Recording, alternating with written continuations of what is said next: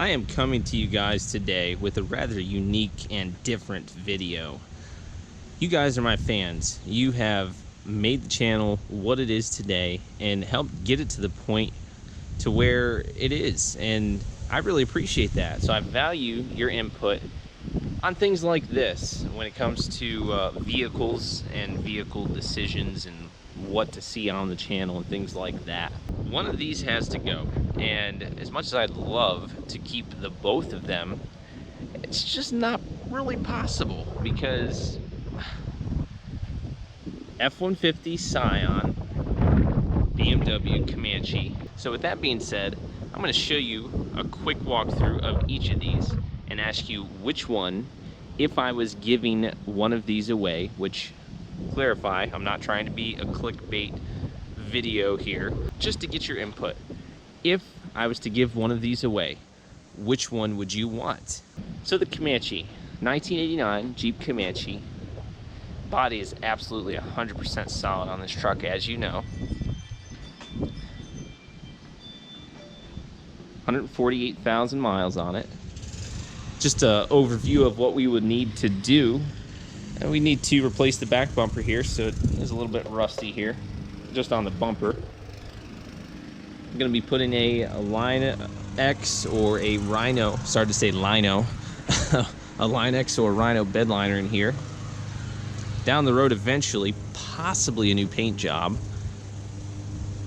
All-terrain tires, possibly some sort of a suspension lift, but I'm not sure about that. And for the interior, just keep it pretty much original. These are very few and far between, and it's not that common to see one in this condition. So something that's leaning me towards this. It's a 4-liter inline-6 four-wheel drive, short bed, and yes, it's going to need a tune-up. I'm going to have to, like I said, get tires. These ones are dry rotting. Bed liner, and eventually the paint job, and other things that just the endless potential for modifications with this platform, the basically XJ pickup, but Comanche. I believe they refer to this as the MJ. So that is this, and trying to name everything that I'd be doing to it. Of course, we'd paint the front grille and bumper. A few little cosmetic things on the inside, like the headliner, and also the seats are starting to fray a little bit. The underbody, as you guys know, of it is 100% solid and just amazing, like a new vehicle. Rockers, same way. So that's the brief overview of the Comanche. Now we have the Z3. Bought this car June 2nd. I absolutely love this car. I drive it all the time. It was not intended to be a daily driver, but really it has. I've not really been driving the F-150 that much. I've been taking this to work. Most days of the week I'll drive it, and in addition to that, it's been pretty low maintenance. I did have to replace a water pump on the vehicle. The water pump and the blue formula coolant, right around $300 to have that replaced, and that's the only thing I've had to do to the car. I've driven it about probably 700 or 800 miles since June. Here we are, July 16th, and it's been pretty low maintenance for a BMW. Nothing else has gone wrong with it.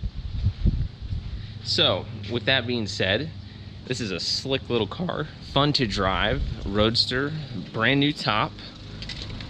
The wheels on the car are the original kind of bland wheels, but they are in great shape.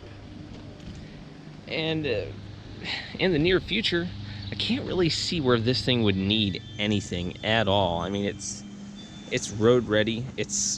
I'd drive it across states if I had to. I mean, I've driven it say the most at one time, maybe 30 to 40 miles one way, no issues. It is a 5-speed manual, the 1.9-liter 4-cylinder, and it does come with a dirty interior at the moment because I just haven't had the time to clean it. But we've got our typical Z3 seats that are cracking here, frame there. Steering wheel's got a little bit of frame, dash is solid. More seat tearing over there. That thing does need to be replaced, the console lid. But really, I'm looking at the car I can't think of anything that I need to do to it right now because it just doesn't need anything. It has a brand new top. It shines amazing.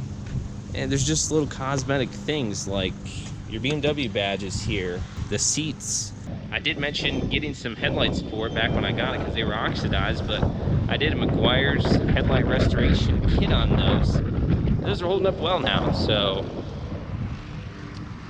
I'm gonna go ahead and pop the hood, show you guys underneath the hood of this and also of the Comanche.